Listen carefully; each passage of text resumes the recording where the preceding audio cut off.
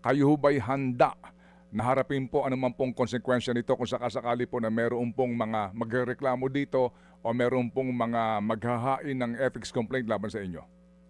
Ay, sigurado po ako na hindi nila kayang gawin yan kasi may karapatan ng publiko na malaman magkano ang nakukuha ng bawat congressman. Ito naman po ay galing sa buwis ng bayan. At dagdag ko nga din po, habang tinatalakay na nga din natin ito, nabanggit ko na din po sa aking Facebook page, may mga insentibo din na ibinibigay bago ang finalization ng budget. Kung ito po man ay lehitimo o hindi, hindi ako magbibigay ng conclusion.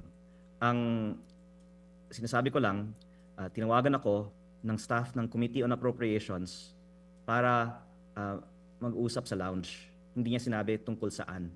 Tapos, pinakita niya sa akin ang isang papel at pinicture ko ito at in-upload ko po sa Facebook. At ito po ay nakasulat 151 million pesos of iba-ibang klaseng mga budget items. At ang sinabi po ng attorney na ito sa akin, kung this is your incentive. Kaya I'm just painting the picture of why I suspect, and please excuse me to my colleagues in Congress, but there's no fierce debate on the 6.7 trillion peso budget that is being ratified by Congress today. And alam niyo po sir, ako'y galing sa pribadong sektor. At pag meron kang related party transaction o kung tinataasan ang sweldo mo, hindi ikaw ang nagde-decide para itaas ang sarili mong sweldo, benepisyo o insentibo. Meron pong Corporate Governance Committee, may ibang dapat grupo na maghuhusga magkano dapat ang mapupunta sa iyo.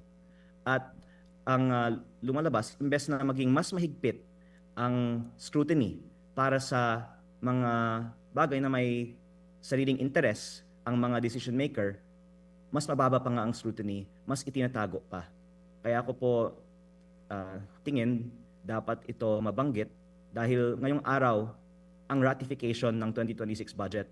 At para malaman ng ating mga kababayan kung paano dinedebate, kung saan napupunta ang kanilang buwis at bakit tila hindi masyadong dinedebate ito, I'm not reaching any conclusions, pero ang panawagan ko tungkol dito, pati na rin sa mga allocable sa DPWH, ay transparency.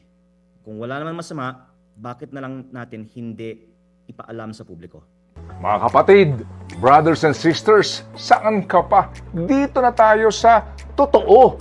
Dito na tayo sa True FM. Mga kapatid, mag-subscribe and follow po kayo sa social media accounts ng True Network PH. Yan po kami. Hanapin nyo lang True Network PH, Facebook, Instagram, YouTube, TikTok, and podcast. Mapa Apple or Spotify man yan, mahahanap nyo kami. Lahat ng mga napapanood at napapakinggan nyo po sa programa, nasa social media accounts namin yan. So, paano mga kapatid? See you sa social media!